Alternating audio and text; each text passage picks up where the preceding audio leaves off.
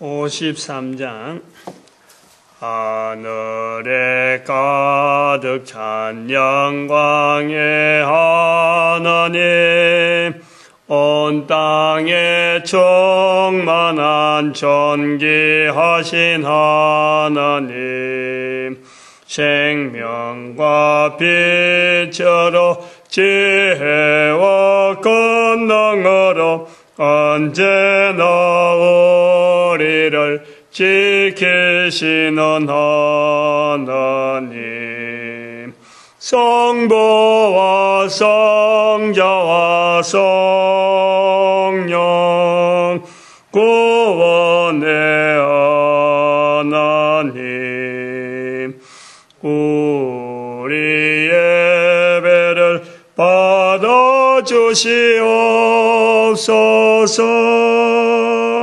사랑이 넘치는 자비하신 하나님, 은혜가 풍성한 구원의 하나님, 참회의 심령에 평안을 줍시고 악의 허물을. 하나님 말씀 누가복음 7장 24절 말씀에서 끝절 말씀까지 껴도갑니다. 24절 말씀 제가 먼저 받들어 봉독드립니다. 요한의 보낸 자가 떠난 후에 예수께서 무리에게 요한에 대하여 말씀하시되 너희가 무엇을 보려고 광야에 나갔더냐? 바람에 흔들리는 갈대냐?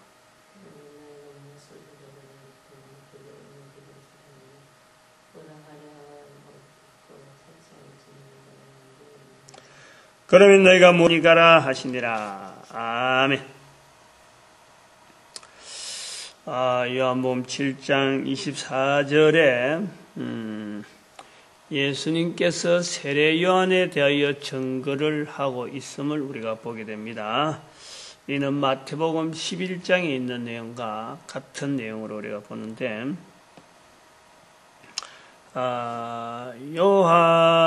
요한의 증거하는 예수님의 처음 서두를 꺼내면서, 요한을 보려 많은 사람들이 이제 광야로 나간단 말이죠. 광야로 나간다는 것은 상황이 그렇습니다. 여기 보니까 무엇을 보려고 광야에 나갔더냐? 바람에 흔들리는 갈대냐? 광야에는 사람이 사는 곳이 아니고 거기에는 아마 움직이는 짐승이라고는 보이지 않는 종류가 많겠죠. 근데 흔들리는 갈대냐라고 할 때는 광야에서의 어떤 움직이는 식물 하나의 비유하고 있습니다. 동물들은 지각기 살아가고 움직이고 어디서 뭐가 있는지 사람은 잘 보기 힘든데 사람은 그것이 보이는 거죠. 사람이 있다. 그래서 흔들리는 갈대냐라는 것은 인간의 모습을 이렇게 보여주는, 나타내는 거죠. 흔들리는 갈대, 움직이는 사람, 사람. 그래서 이제 그것을 하나의 비유적으로 하면서 사람을 보러 간 건데 갈대가 많이 있는 갈대처럼 그냥 아무 의미 없이 내하고 관계없는, 지나치고 나면은 아무 있는 듯 없는 듯 하는 그런 사람처럼 요한이 너희들에게 관계되었느냐? 무엇 때문에 광야로 가고 있느냐? 이제 광야에 있는 요한을 아주 굉장히 부각을 하고 있는 그런 표현으로 보고 있습니다. 사람을 보려면은 가장 존귀한 사람을 본다면은 우리가 부드럽고 사치한 옷을 입은 사람들이 우리가 일부러 만나러 궁정에 나가고 또 왕궁에 나가고 여러 사람들에게 기함을 받는 사람을 만나려고 우리가 힘들어 간다는 거지. 그런데 광야는 사람이 사는 곳이 아닌데 거기에 요한이 세례를 주고 있으므로 세례를 받으러 요한에게 가는데 무엇 때문에 가느냐? 무엇 때문에 가느냐? 요한이 선지자라 하는 것 때문에 사람들이 찾아간다는 거죠. 찾아가는 거죠. 이제 그 선지자를 만나기 위해서 왕궁에 있는 옷 입은 사람보다도 어떤 사람보다 가치를 두고 가장 존귀한 자리에 그 요한을 두고 있기 때문에 광야에라도 사람들이 찾아간다 하는 것을 예수님께서 나타내고 있습니다. 그러면서 세례 요한에 대한 증거를 거쳐서 바로 예수님은 세례 요한보다 큰 자가 내다. 예수님께서 선지자보다 나은 자다. 예수님께서 선지자보다 나은 자다.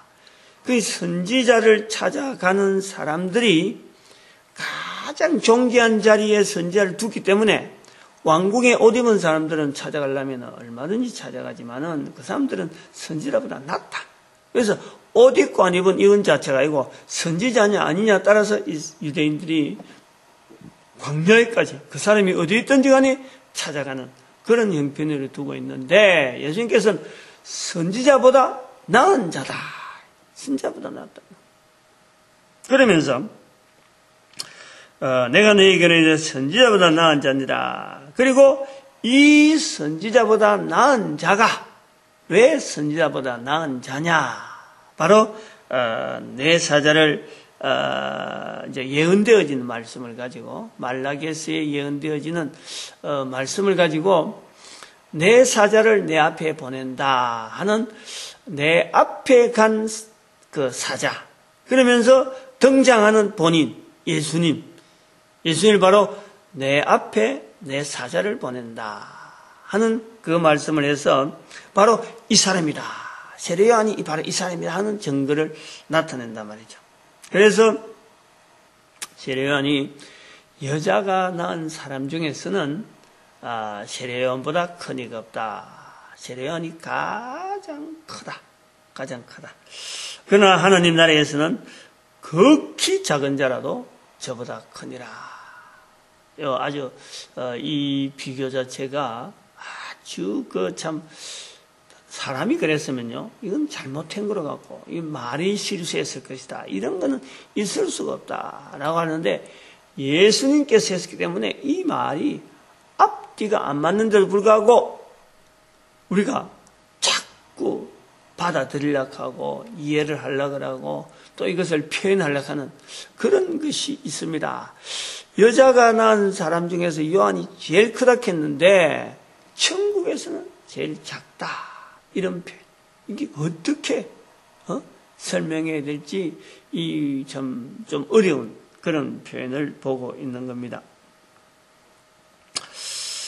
모든 백성과 세리들은 요한의 세례를 받은지라 이 말씀을 듣고 하나님을 어렵다. 이렇게 어떤 전체를 하나의 대략을 정리를 하고 있는데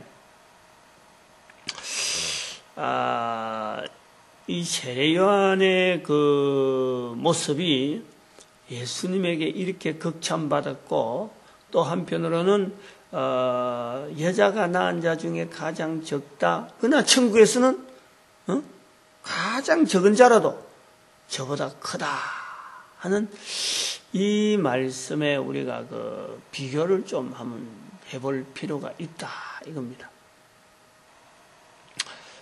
결국에는 이 성경에도 그렇고 모든 우주 만물에도 그렇고 전체적인 어느 것이 비중이 크다, 어느 것이 의미가 있다, 어느 것이 가장 가치가 있다 하는 이런 가치의 절대적인 부분이 뭐냐? 절대성. 우리가 지금 코로 숨을 쉬고 살아 있으니까 이런 것을 생각하고 말을 하고 있잖아요. 일단은 우리가 대화를 해서 주고받는다, 가치를 본다, 어떤 누가 크다 적다라는 것을 볼 때는요, 우리가 일단 살아있어야 되는 거예요. 죽은 사람하고는 이런 이야기를 할 필요가 없는 거예요. 살아있는 사람에게 이 사람 간에 있어서 가장 절대적인 가치는요, 살아있는 거예요. 사람과 사람과 사이에서는요, 살아있다는 것이 가장 귀한 가치야, 가치. 예? 우리 사람이라고 하는 이 대화, 사람과 사람 사이에서 주어지는 모든 것에서는 살아있어야 이것이 가능한. 왜냐하면 우리가 인간이 유한한 존재, 무언이 있다고 하면 살아있는 것이 의미가 없어요. 뭐 계속 있는 존재니까. 그러나 죽고 마는 존재, 죽을 수밖에 없는 존재라고 하는 아주, 이건 뭐 바꿀 수가 없는, 창조되어지고 지원받은 인간에게서는 이것이 분명하게 있기 때문에 가장 절대적인 가치는 살아있다는 겁니다. 살아있다.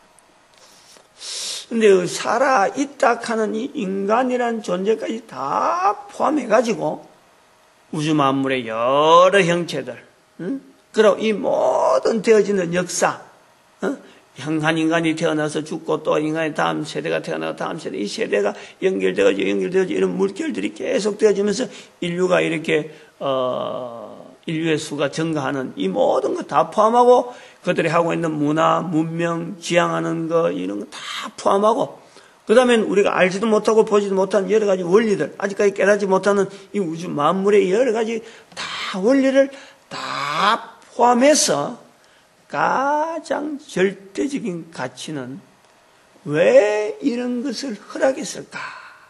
왜 이것을 허락했을까? 허락엔 가장 중요한 중심, 바로 거기에는 인간 구원을 위한 하나님의 섭리가 지금 돌아가고 있는 거예요. 하나님의 섭리가. 지금 우리가 그렇다네. 그러면 인간은 구원받기 전에 어떤 상태가 있었다는 거죠. 구원받기 전에. 구원이라는 것이 필요하지 않는 상태가 있었다. 그 상태로 지금 돌리려고 하는 거예요. 그 상태로. 전체적인 구도는 그렇다. 인간이 가지고 있는 이 우주 만물의 가장 중심에는요, 인간과 인간 사이에서는 살아있는 것이 절대적인 가치고, 우주 만물의 모든 중심에는 인간이라고 하는 이 존재에 대한 이 가치가 있는 거예요. 가장 귀한 존재. 그 모든 우주 만물의 중심에는 바로 인간이라는 중심이 있는데, 이 인간이 구원이 필요한 존재. 이 구원이 필요한 존재. 구원이 필요한 존재는 구원이 필요 없었던 존재가 그런 상태가 있었다. 그 상태로의 회복. 구원이 필요한 존재는 존재를 할 때는 구원이 필요 없었던 그런 상태가 있었는데, 바로 이 구원이 필요한 상태로의 변화, 딱 어떤 기점, 그것이 우리가 상세하게 설명한 것은 성경에는 창세기 3장에 표현되어 있는, 그래서 3장과 4장 사이의 그 차이라는 것은 3장에는 죄지어진 인간의 죄라는 것이 어떻게 인간 사이에 들어오는가 하는 것을 나타내고 있지만은 이 4장 이후에는 바로 죄지은 인간들의 살아가는 삶. 그러니까 3장까지는 죄 없는 인간이 살아가는 삶. 바로 이 인간의 근본적인 모습이 바로 그게 차이가 있는 거죠. 그래서 이 우주 만물에서의 가치는 인간입니다. 인간. 그 인간인데 인간이 바로 구원이 필요한 불완전한 인간의 모습으로 중심이 되어 있는 거죠. 그래서 이 구원이 필요한 인간으로서 이제 지내는 중에 인간을 구원하시러 오시는 예수님. 그러니까 하나님께서 인간 사이에 하나님 인간을 만드신 그 하나님께서 인간의 세상에 들어오는 거죠. 인간의 삶 속에 인간의 여러 가지 그 활동 그 흐름에 하나님께서 직접적으로 모습을 드러내면서 나타나는 것이 바로 이 예수님의 이 땅에 오심이라고. 예수님이 왔다는 것이. 그래서 그 세례 요한의 그 가치라는 것은 예수님께서 인정을 해주는 그 자리에서 가장 존귀한 자로서의 가치. 있는가 하면은, 이제부터는 예수님이 이 땅에 오신 것에 대해서는 예수님이 가장, 그야말로 그 모든 인류 사이에 가장 우주 만물 모든 속에서 인간이 가장 중심에 있었는데, 이 중심에 있는 인간이 구원이 필요한 인간의 모습인 것을 깨닫고 바로 거기에서 예수 그리스도께서 필요한, 구세주로서의 필요한 조물주, 신, 그 자리를 내어주는 인간, 이런 구도로 보는 거죠. 그 인간이야말로 천국에서 예수님께서 인정해주는 세례요한의, 그것은 예수님께서 인정해주지만은 천국에는 바로 하나님 나라에서는 가장 작은 자라도 저보다 크다라는 것은 하나님 앞에서의 예수 그리스도를 인정하는, 즉 세례요한은 예수 그리스도를 정확하게 모릅니다. 예수님께서 인정해 주는 거예요. 예수님께서 큰 자다. 그러나 예수님이 이 땅에 오시고 난 뒤에는 바로 예수 그리스도로 말미암아 예수님을 인정하는, 예수님 인정하는 첫 번째 시작되는, 누구든지 간에, 이거는 우리가 크다 작다 하는 이런 기준보다도 예수 그리스도를 중심으로 한, 예수 그리스도께서 이 땅에 오신 것에 대해서 이것이 얼마나 중요하고 얼마나 인류 사이에서 그리고 영원한 세계 가운데서 이것은 엄청난 사건이라는 것이, 이거는 참 우리가 말로 어떻게 표현하기, 말로 표현한다 것은 그 창세기 1장 1절에 하나님께서 태초에 천지를 창조하시니라, 이 말씀에서 우주 만물이 계셨다 할 수 있지만은 말로 표현하는 거죠. 그러나 예수님께서 인간 사이에 오신 것이라는 것은, 이것은요, 이거는 말로 표현할 수가 없어요. 방법이 없어요. 방법이. 이제 이거를 참 개인적으로 예수 그리스도께서 이 땅에 오신 것이 바로 나와 관계되어지는 분명한 하나의 사건으로. 그래서 그 삶의 어떤 방향이라든지 어떤 삶의 형태라든지, 그 사람이 광야로 나가든지 안 그러면 어디로 가든지 어떻든 간에 예수님을 나타내기 위한, 예수님을 드러내기 위한, 예수님을 표현하기 위한 그 삶을 산다 그러면은, 그런 삶으로 변화되어지는 이제 그것이 가능성이 되어졌기 때문에 이제는, 그래서 하나님 나라에서는 가장 작은 자라도 저보다 크니라. 이것은 하나님 나라에 무조건 올라간다, 구원받는다 하는 이런 단순한 내용보다도 하나님 나라라고 하는 그 나라는 철저하게 예수 그리스도를 인정하는 삶이, 그래서 아마 기초가 되어진다라는 것을 우리가 볼 수 있고, 또 한편으로는 창조주 하나님을 인간이 어떻게 본 듯이, 어떻게 내가 들은 듯이, 만진 듯이 이야기를 할 수 있을까? 피조물로서는 불가능한데, 특별히 죄인으로서는 엄청난, 이거는 참 불가능한 중에 큰 불가능인데, 이것이 가능해졌어. 바로 예수를 그리스도라고 내가 영접하면서, 고백하면서 예수 이름을 알리는 이런 자리가 되어지는 하나님 나라. 이것이 이 땅에서의 어떤 자기의 삶을 바꾸는 거죠. 뭔가 달라지는 거죠.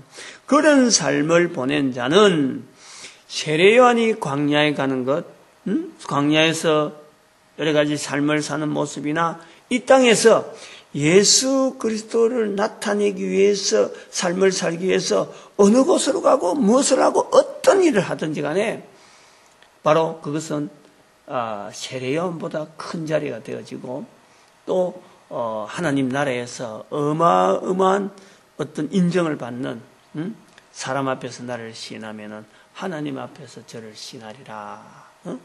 요한복음 12장 8절 말씀, 마태복음 10장 32절 말씀, 이런 그 말씀이 적용되어지는 그런 자리야. 그래서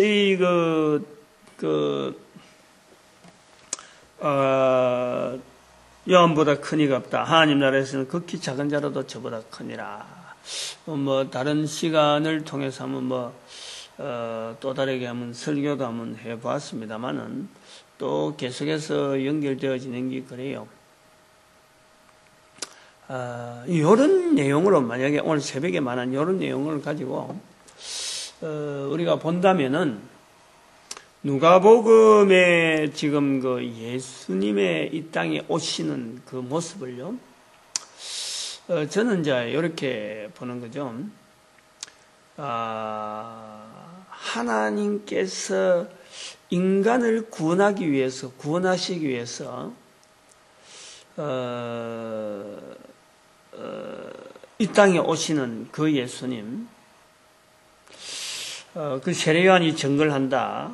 근데 그 예수님은 유대라고 하는 아주 변방에서 골칫덩어리, 말썽꾸러기, 아무래도 로마라고 하는 나라하고는 연합이 안 되는, 이런 누가 자체도 그런 구조가 있단 말이야. 자기가 로마에 가서 의사생활 하지만은 이 뭔지 모르게 이 자기 민족에 대한 독립, 또 자기 민족이 하나님 앞에 특별히 택함 받은, 쓰임 받는 그 민족에 대한 자부심, 그런 것이 때가 되면은 드러나기를 바랐는데 하는 것이 은연중에 있는 아주 독특한 민족의 그 습성이 있단 말이죠. 그런데 그 속에서 그리스도를 보내신 것에 대해서 누가가 보고 기록을 하면서 예수님께서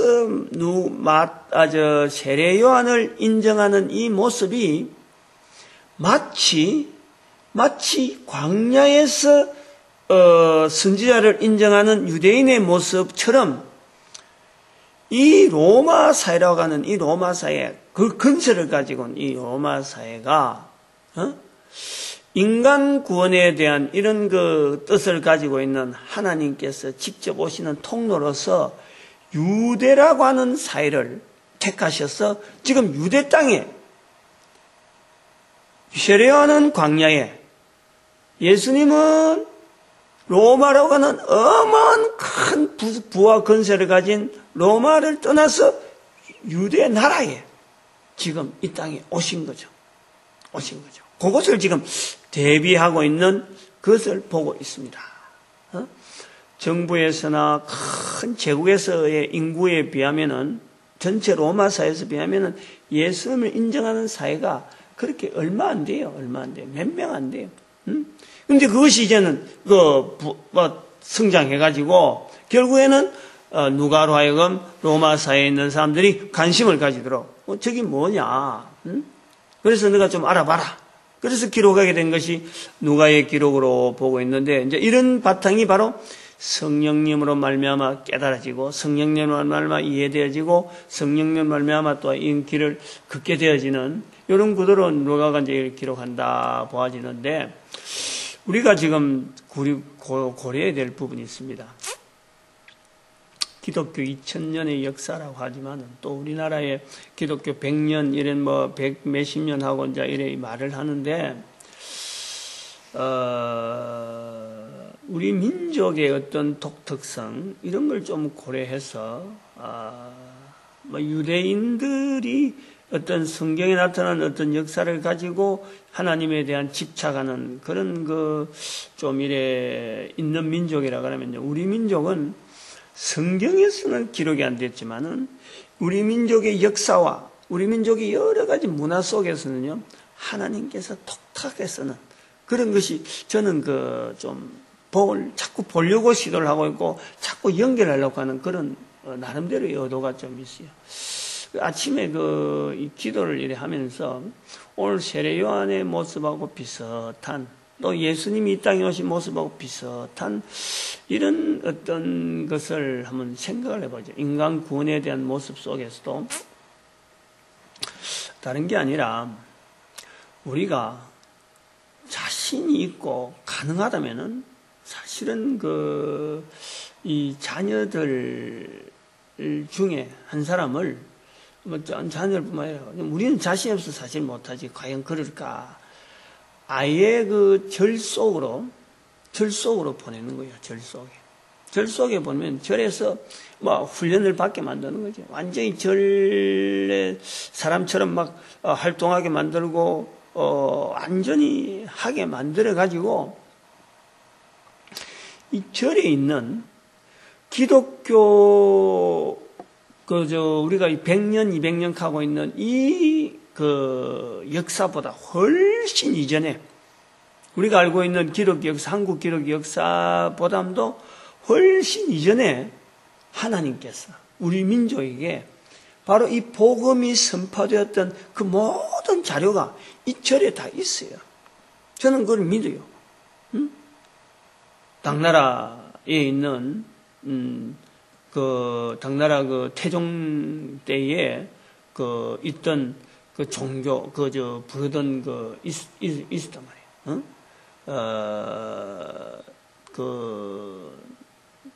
네스토리우스파가 이단으로 몰려가지고 당나라에 올라와서 부흥시킨 엄청난 이 기독교 있어요, 문화가. 그것이 신라로 넘어오는 발자국이 있단 말이에요, 우리한테는. 근데 그 자료들이 다 어디 있느냐? 그 당시에, 우리가 지금 보는 불교는, 그 당시에는, 보면은, 그 당시에 눈으로 보면요, 기독교예요, 기독교. 응? 지금 눈으로 이야기하자면 기독교라. 근데 이제 역사가 막힌 거예요. 이게 불교라 해갖고 딱 이래 갈라져 있는 거예요, 지금. 불교, 기독교. 그러면서, 불교에 있는 사람들은 문헌 같은 거 이런 걸 구체적으로 연구 안 하고 우리 기독교처럼 막 문헌을 막 비교하면서 막 공부하고 연구한 자료를 발표하고 이러면서 객관성 있도록 만들었으면요, 우리는 벌써 우리 민족에 오래 전부터 있었던 기독교 국가라는 것을 우리가 다 인식하게 되는데 지금은 그게 어렵다. 그래서 절에 보낼 수만 있으면은 그런 아주 전략적으로 막 이렇게 보내고, 그래서 결국에는 우리 민족 전체가 하나님 앞에 오래 전부터 지금 기독교, 절이, 불교고 이런 거 구분에 대해서 이 벽이 허물어져서 우리 민족 단위로 하나님 앞에 쓰임 받는 일에 하나의 도구가 되어지지 않겠냐. 이제 그렇게 볼 때에 이제 우리가 차관이 되어지는 거예요. 누가복음적인 차관이 되어지는 거예요. 인간은 만약 그래갖고 사람 보냈다. 절에서 혼자서 막 열심히 막 하고 내가 이제 하나님을 나타내야 되겠다 하고 어떤 그런 사람이 있다. 그럼 우리 사람 볼 때는요, 저게 과연 예수님을 나타내겠느냐? 저게 과연 저기서 구원이 있겠느냐? 이렇게 본단 말이에요. 우리는 이렇게 지대로 안 보는 거지, 인식을. 근데 그럴 때에 예수님의 시각이 만약 있다 그러면은 참으로 한 인간을 통해서 기대를 하는 예수님의 기대가 있다. 그런 것을 밝혀 보여주는 시각이 뭐냐니까 성령님이라는 거예요. 성령님. 우리 시대는 모르니까. 우리가 또 사람을 보내가지고 그 사람이 되어지기라 우리가 못해요. 장담 못해요. 그러나 성령님께서 사람의 관계를 떠나서 누가 계산해갖고 누가 아들 보내고 누가 이렇게 못하니까 될 자신이 없으니까 못하니까 성령님께서 한 사람 한 사람 심겨서 그런 사람들 통해서 어떤 문헌을 통해서 이 성경의 역사하고 성경의 내용하고 불교가 가 있는 그 경전하고 연구를 해가지고 참 합해지는 민족이 쓰임받는 이런 어떤 일에 민족이 하나님 앞에 쓰임받는 이런 일에 바로 저들이 발걸음을 나타낸다. 그런다면 바로 그게 세례요한이죠. 바로 그게 예수님께서 로마사에 오시는 그 모습하고 구도가 같은 거예요. 누가 그런 일을 하느냐? 성령님이시죠. 우리 사람 못해. 그러나 바라야죠. 시각은 있어야지. 시각은. 시각은 있어야지. 우리 민족 자체가요, 독특한 민족으로, 한쪽 변방에서 전 세계 사람들에게는 마치 쓸모없는, 어떻게 보면 별 볼 일 없는 위치, 한반도에 조그마하게 걸쳐가지고, 거기에서 지금 5,000년의 역사를 가지고 한민족으로 이루어지고 있는데, 이게 전 세계에 없는 거 아니에요, 전 세계에. 이런 단일한 문화와 민족성을 가지고, 전 세계 앞에서 지금 부각하고 있는 나라는요, 전 세계에 없어요. 외침도 많았죠. 그야말로 다른 나라에 의해서 완전히 나라가 없는 그런 세월도 보냈죠. 그러나 민족이 형성이 되어 있다. 이거는요, 하나님께서 쓰실 때가 있어서 기다려주는, 지금 하나님의 보호하심이 그대로 표현되어지는 우리 민족이라. 이런 걸 우리 민족의 이 구조와 사상 속에서요, 유대인들이 성경 속에서 나타나는 하나님과 연결되어지는 그 어떤 그 기록들, 그 흔적들, 그것보다도 더 우리가 구색에 우리가 접목해야 될 부분이 바로 우리는 예수 그리스도를 인정하는, 예수 그리스도를 이 땅에 오신 것에 대해서 분명히 인정하는 민족으로서 전 세계 사람들에게 나갈 수 있는 그런 것이 우리 민족에 걸어가는 그런과 어떤 성경의 본문하고 세례 요한을 인정하는 예수님의 그 표현하고에 한번 맞춰보는 그런 표현이 아닌가 봅니다. 그러나 이것은 누가 하지 말라 하겠어요. 성경에 없다고 해서 야 그런 거 하면 안 돼. 누가 맡겠어? 예수님이 맡겠어요? 막을 수가 없죠. 오히려 이런 생각을 자꾸 하도록 얼마나 간절히 바라겠어요. 너 생각하지 마라. 세례요한보다 더 큰 이가 없는데 하늘에서는 또 제일 적은 이가 뭐 제일 적다 가장 크다 했는데 그렇게 하지 마라.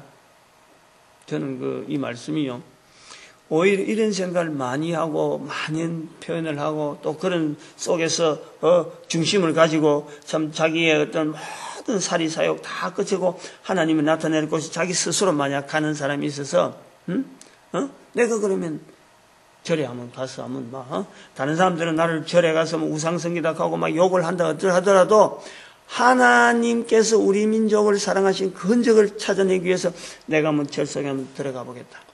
내가 한번 저 무당이라고 하는 저 구신들하고 사이에서 내가 한번 지내보겠다 하고 들어갈 때 예수님께서는 가장 작은 자라도 천국에서는 저보다 크다라고 하는 이런 칭찬을 예수님께서는 할 수 있다.